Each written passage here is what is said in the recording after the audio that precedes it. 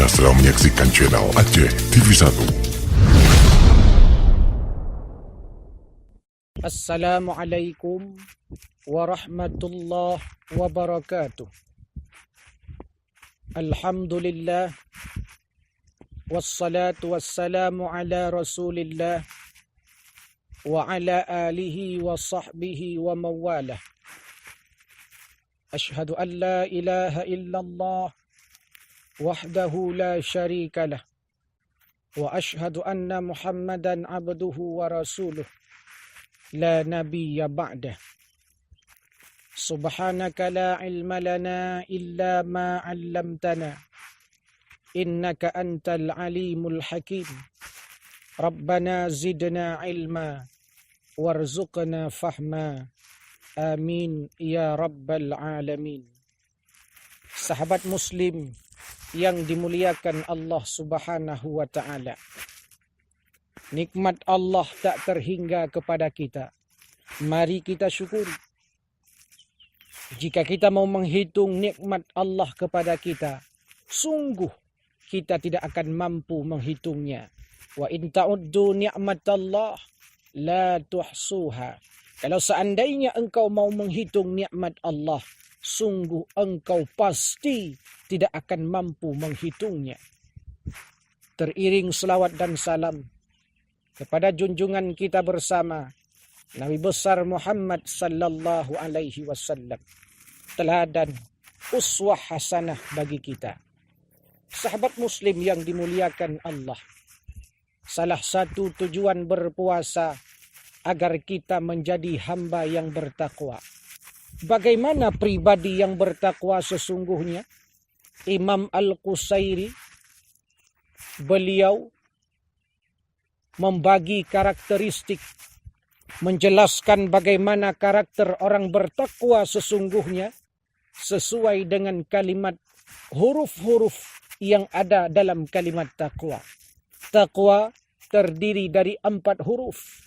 Ta, kaf, waw, ya. Taqwa bacaannya terdiri dari 4 huruf. Ta, kaf, waw, ya. Apa itu ta? Ta menurut Imam Al-Qusairi, tawadhu. Orang yang bertakwa adalah orang yang tawadhu. Orang yang bertakwa adalah orang yang rendah hati.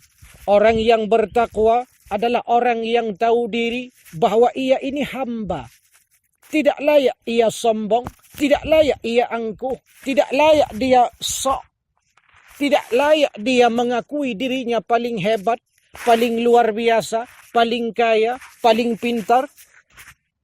Bukankah kata Allah dalam berbagai firman-Nya, kalau seandainya ranting dijadikan pena, air laut dijadikan tinta, lalu menulis ilmu Allah, sungguh tidak pernah akan habisnya meskipun ditambah 7 laut lagi sebagai tinta.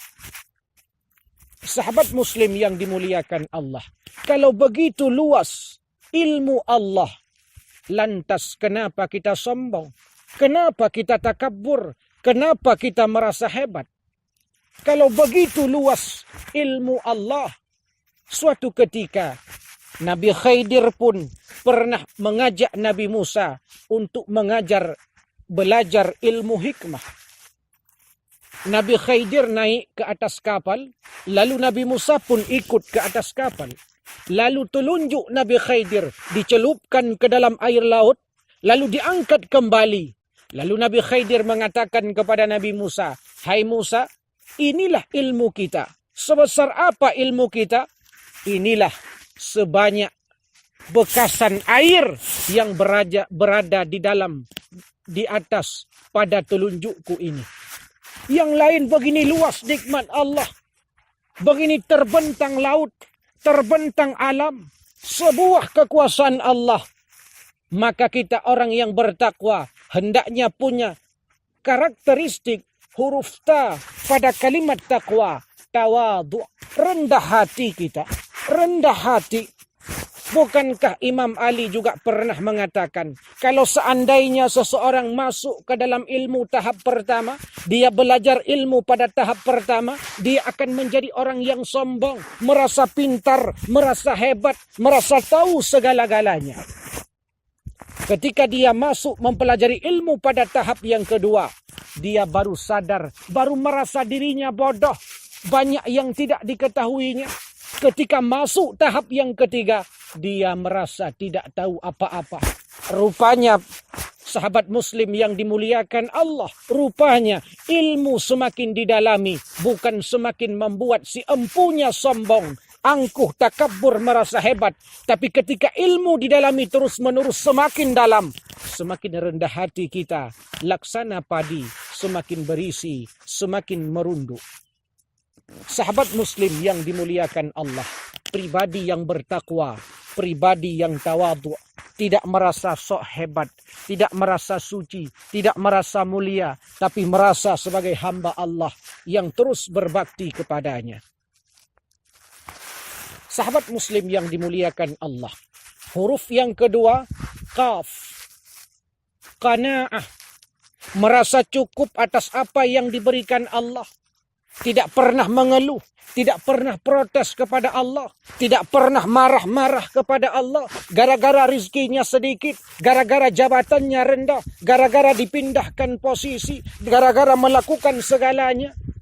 Tidak. Qanaah, merasa cukup apa yang diberikan Allah, ia syukuri. Ketika Allah ujinya dengan sakit, dia bersyukur kepada Allah. Ketika dia sakit, berguguranlah dosa-dosanya. Diampunkan dosa oleh Allah Subhanahu wa ta'ala. Orang yang bertakwa punya karakter qanaah, merasa cukup.